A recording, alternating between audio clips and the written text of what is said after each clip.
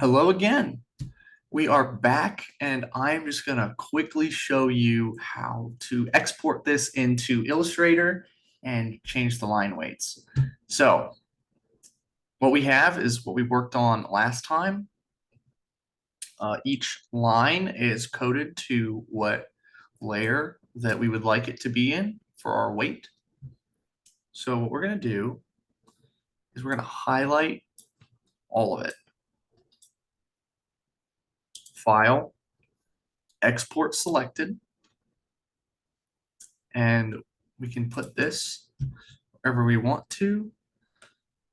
In my OneDrive, I go down to teaching videos and I'll make a new file. And I'll just call this Illustrator export. Click in here. We want to name it Illustrator. We're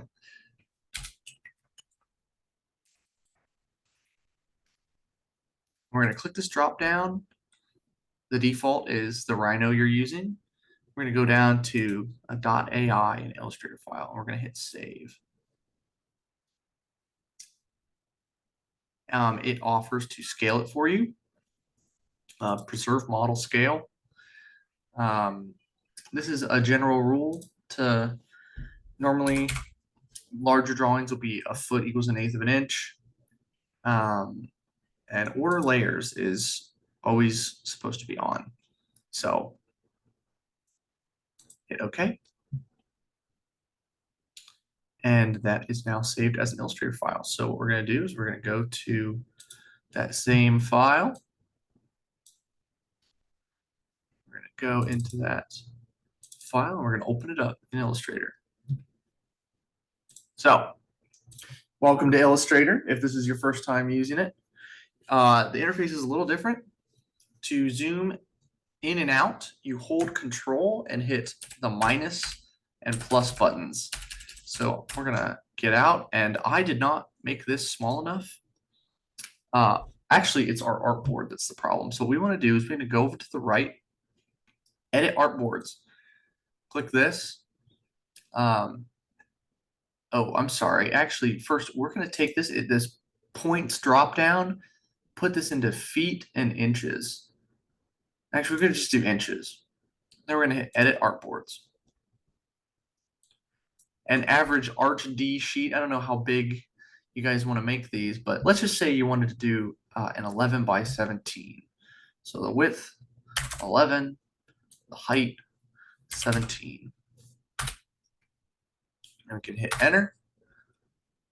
Oop. Hit cancel and just hit exit. So this is a little big. We have this right now. This is 1 foot equals 1/8 of an inch. That's too big to fit on an 11 by 17. So what you can do is you can do object, transform, scale. And if you do 0.5, that would be a 1/16 of an inch. But I think we're going to have to go down further. So I'm going to do 0.25, and that would be a 32nd. Oh, I'm sorry. I did 0.25%. That's not the same. I should have put 25%. If you get Control Z, it undoes your previous command. So we're going to try that again. Object, transform, scale. We're going to put 25%.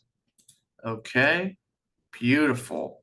Control plus a few times to zoom in a little. And so the scroll wheel up and down will move you up and down. And if you hold Control and use the scroll wheel, you'll go left and right. So you can just grab this, move it over here. You'll notice all the colors are the same as from in Rhino. If you go over here to the layers, you will also see that everything is ordered the way we had it and on the layers that they were on. So this should be quick.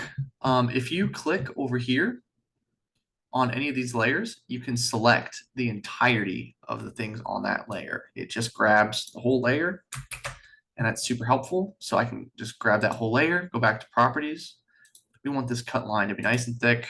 Let's make it 2, and we'll change the stroke back to black. And a nice thick cut line. Then we're going to take our 0.75, and let's make it 0.75. See what it looks like. Change the stroke to black. All right, and then we're going to take our 0.25 layer, grab that, bring it down to 0.25. And look at that, guys. Looks pretty good. That's a really quick reproduction of a section that you would have traced. And I mean, let's see, we can pull up that original image to compare it to.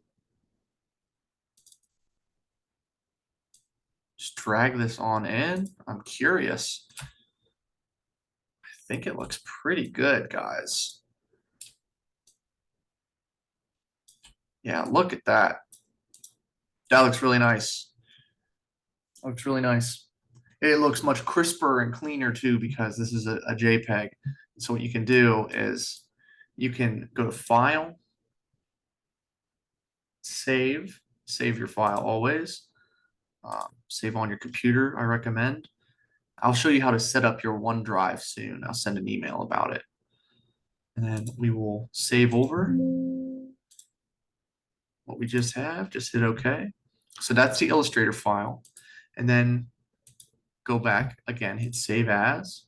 Click this drop down to PDF and click Save. And then you'll have it as a PDF. And from there, you'll be able to print it. And so that's just real quick how I like to do line weights.